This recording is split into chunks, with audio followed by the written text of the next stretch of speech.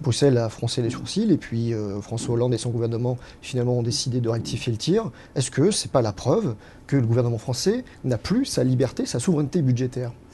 Je ne pense pas que ce soit pour faire plaisir à Bruxelles. En revanche, je pense que le gouvernement, effectivement, mène une politique économique totalement incohérente, laisse filer les déficits, contrairement à tout ce qui avait été dit, et par conséquent, dans le cadre d'un ensemble européen, il est rappelé à l'ordre, parce que si on veut avoir une Europe qui soit forte, on a besoin de pays qui respectent une certaine discipline.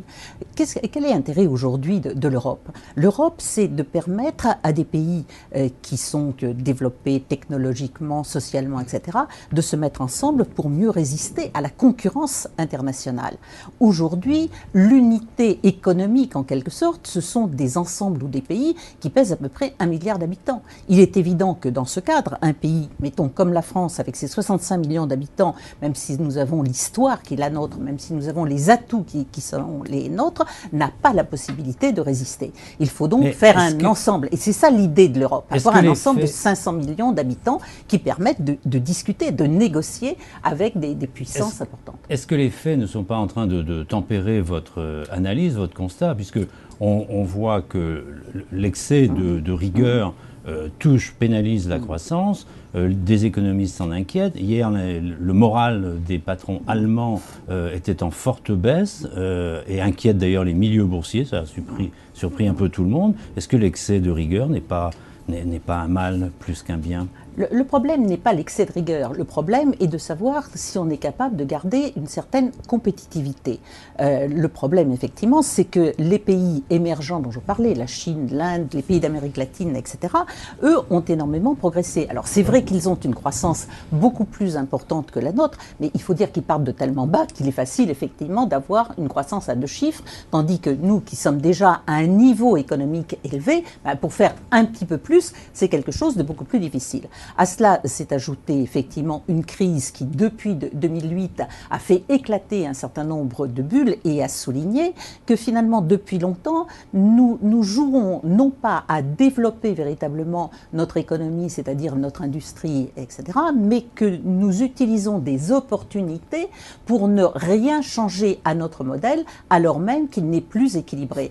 La vraie difficulté que nous avons, c'est que depuis maintenant 20 ans, et sur quasiment toute l'Europe, même si avec les pays de l'Est, il y a eu un petit regain, nous avons laissé partir notre industrie, nos industries lourdes en particulier, pour nous tourner davantage vers le tertiaire, en pensant justement que finalement c'était moins dur socialement, c'était moins dur de travailler dans ces domaines-là.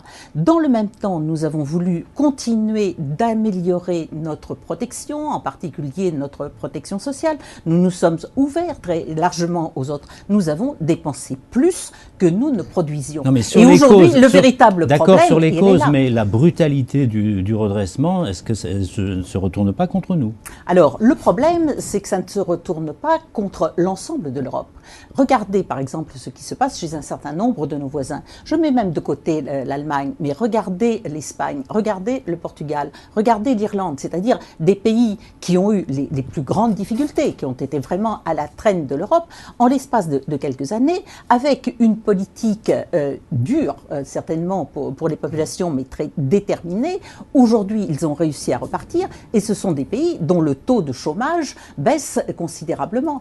Nous, en France, quel est le problème que nous avons? C'est qu'à force de vouloir reporter sans arrêt les réformes, à force de vouloir reporter sans arrêt les efforts, à force de ne jamais vouloir mettre en cause un certain nombre d'acquis, nous nous trouvons effectivement dans une situation où il y a un gap, si je puis dire, extrêmement important entre ce qui est exigé, c'est-à-dire que nous ramenions un système où nous ne dépensons pas plus que nous créons, et d'autre part, les situations actuelles qui nous font dépenser